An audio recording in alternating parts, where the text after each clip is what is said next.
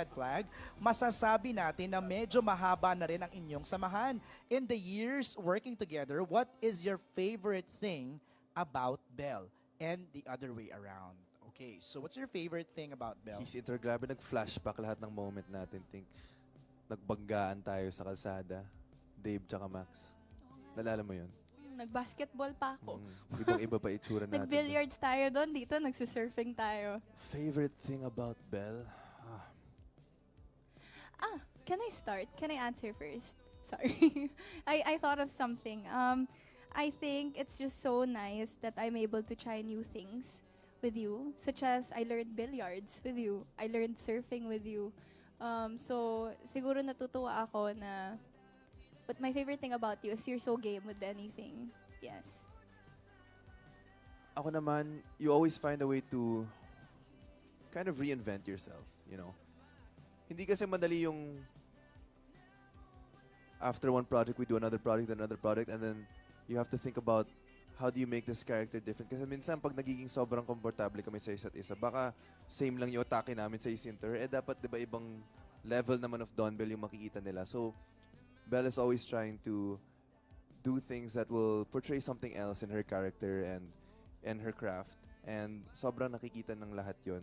Ito nga, di ba, if you could see her sa Incognito, tapos makita mo dito sa How to Spot, sobrang iba yung, yung characters nila at kayang-kaya niyang gawin yon.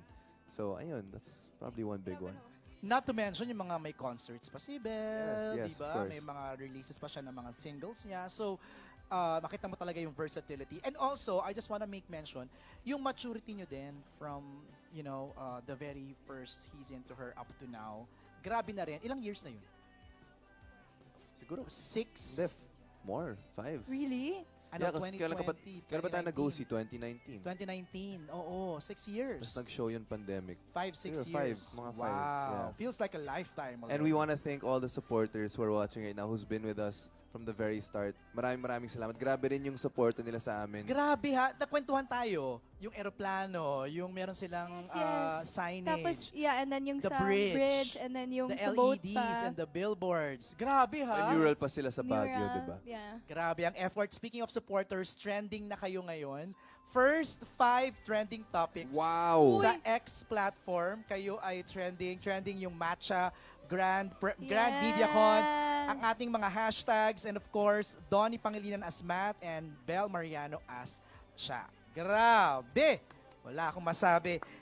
Next question is for Belle. May kasabihan na nothing is constant but change. Pero kung ikaw ang papipiliin, anong trait ni Donnie ang na-appreciate mo at wish mo na sana ay wag nang magbago?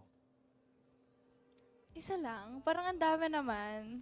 Yeah. Go ahead. We have the whole afternoon. No, because there's yun nga, para siyang definition ng green flag talaga. Well, hindi, totoo, kasi he's such a gentleman, family-oriented. So, if there was one thing, siguro, you're gonna achieve so many things. You're gonna soar higher.